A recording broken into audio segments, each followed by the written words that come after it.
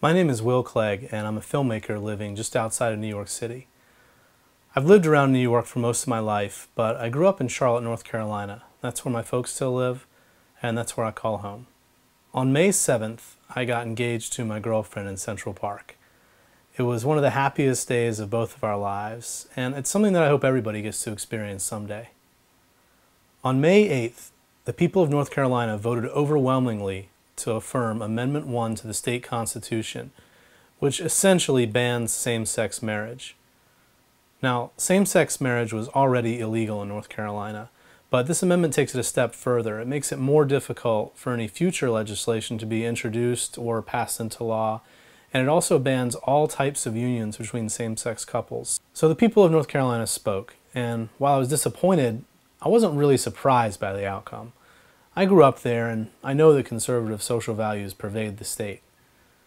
What did surprise me was this outpouring of vitriol and condescension that was aimed at North Carolina from all over our country. I mean, we were the 31st state to pass this kind of legislation. So more than half of the country has already passed it. I'm not sure why it all of a sudden seemed as though North Carolina was the first or the most extreme state to do this. In Mecklenburg County, where I'm from, the amendment didn't even pass, which means that most of the people that I know didn't vote for it. So naturally, I joined the national conversation, and having just become engaged myself, I think I was a little more sensitive to the issue than I was before. Specifically, I'm wondering, why can I get married to the person that I love when so many other people can't do that?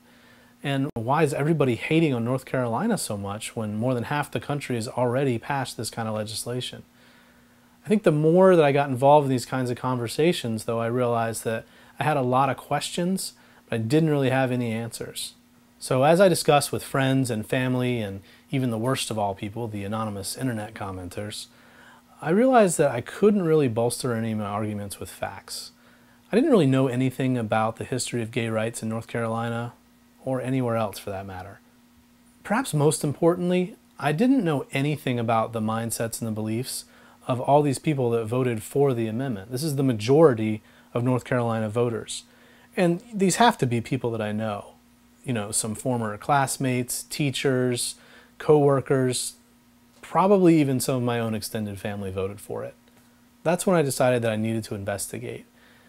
I was thinking that if I didn't understand anything about the mindsets of more than half the people in my own home state, there are probably a lot of people out there in the same position. We all tend to speak out very strongly about things that we believe passionately in, but I think we avoid those confrontations with the people that we don't understand, who are on the other side of the issue, and we just kind of assume they're going to change their minds over the course of time. This attitude doesn't really reflect tolerance, though.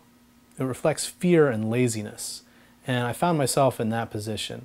So I thought, I need to somehow open up this conversation, begin to understand the other side, have the other side begin to understand the side that I'm on too. And that's when I decided I need to make a documentary film about this issue. I know this is not the first documentary on this subject. It's not even the first film about gay rights in North Carolina.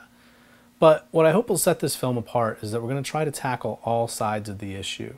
Along with my producing partner, Lauren Schneider, who's also from Charlotte, we want to make a film that represents all of these different mindsets and belief systems that are colliding on this issue in North Carolina. We want to create some opportunity for civil discourse and conversation, because this issue is not going away, and in fact it's going to be on more and more ballots in the future here, and there are a lot of voters who are going to have to decide how they feel about it, and this can maybe be the jumping off point for their own personal investigations.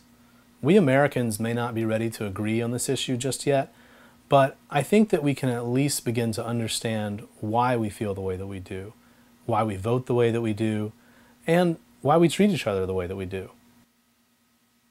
We need your help to make this documentary a reality. We're going to put our blood, sweat, and tears into making this film successful. Lauren and I have been working in independent film for nearly 20 years between us, so we know how to stretch a budget, and we're going to make every single dollar count. It's really important to us that this film have a technical quality that's as great as the subject matter that we're working on. So we need financial backing to execute it properly. We're going to make it worth your while if you donate to our Kickstarter campaign, with both the perks that we offer at all the donation levels, and also by making the best possible film that we know how. So please consider donating to this really important film and help us get this conversation started. Thanks for listening to this message, and thanks for helping us spread the word.